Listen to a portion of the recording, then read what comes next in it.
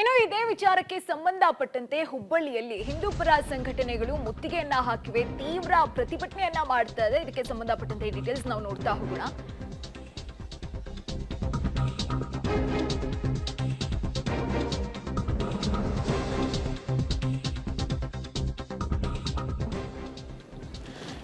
ಹುಬ್ಬಳ್ಳಿಯಲ್ಲಿ ಕಾರ್ಪೊರೇಟರ್ ಪುತ್ರಿ ಹತ್ಯೆಗೆ ಸಂಬಂಧಪಟ್ಟಂತೆ ತೀವ್ರ ಖಂಡನೆ ವ್ಯಕ್ತವಾಗ್ತಾ ಇದೆ. ವಿದ್ಯಾನಗರ ಠಾಣೆಗೆ ಹಿಂದೂಪರ ಸಂಘಟನೆಗಳು ಮುತ್ತಿಗೆಯನ್ನ ಹಾಕಿ ತಮ್ಮ ಆಕ್ರೋಶವನ್ನ ಹೊರಹಾಕ್ತಾ ಇದೆ. ಇನ್ನ ಟೈರ್ಗೆ ಬೆಂಕಿ ಹಚ್ಚಿ NSUI ಕೂಡ ಪ್ರತಿಭಟನೆಯನ್ನ ನಡೆಸ್ತಾ ಇರುವಂತದ್ದು ಸ್ಕ್ರೀನ್ ಮೇಲೆ ನೀವು ಗಮನಿಸ್ತಾ ಇದ್ದೀರಾ. ಪ್ರತಿಭಟನೆ ಒಂದು ರೀತಿಯಾಗಿ ತೀವ್ರ ಸ್ವರೂಪವನ್ನ ಪಡ್ಕೊಳ್ತಾ ಇದೆ. ಆರೋಪಿಗೆ ಗಲ್ ಶಿಕ್ಷೆ ಆಗ್ಲೇಬೇಕು ಅಂತ ಪ್ರತಿಭಟನಾಕಾರರು ಆಕ್ರೋಶವನ್ನ ಹೊರಹಾಕ್ತಾ ಇದ್ದಾರೆ.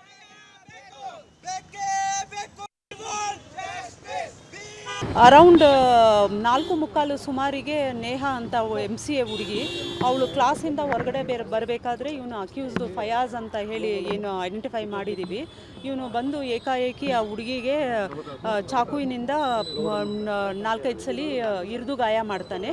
ಇಮಿಡಿಯೇಟಲ್ಲಿ ಕಾಲೇಜು ಮ್ಯಾನೇಜ್ಮೆಂಟ್ನವರು ಮತ್ತು ಸ್ಟೂಡೆಂಟ್ಸ್ ಎಲ್ಲ ಏನಿದ್ದವರು ಆ ಹುಡುಗಿಗೆ ಹಾಸ್ಪಿಟ್ಲಿಗೆ ಶಿಫ್ಟ್ ಮಾಡ್ತಾರೆ, ನೇಹಾಗೆ. ಬಟ್ ಬ್ರಾಡ್ ಡೆಡ್ ಆಗಿದ್ದಾಳೆ ಹಾಸ್ಪಿಟ್ಲಲ್ಲಿ. ಇವನು ಈ ಬಗ್ಗೆ ಡೀಟೇಲ್ಸ್ ಕೊಡ್ತಾ ಹೋಗ್ತಾರೆ ನಮ್ಮ ಪ್ರತಿನಿಧಿ ಸುನಿಲ್.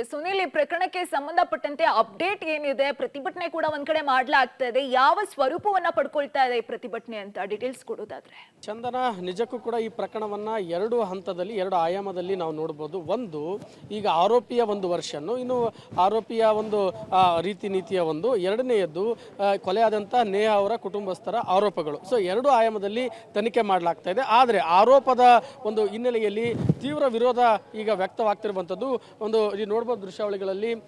ಒಂದು ವಿದ್ಯಾನಗರ ಪೊಲೀಸ್ ಠಾಣೆ ಎದುರುಗಡೆ ನಾವಿದ್ದೀವಿ.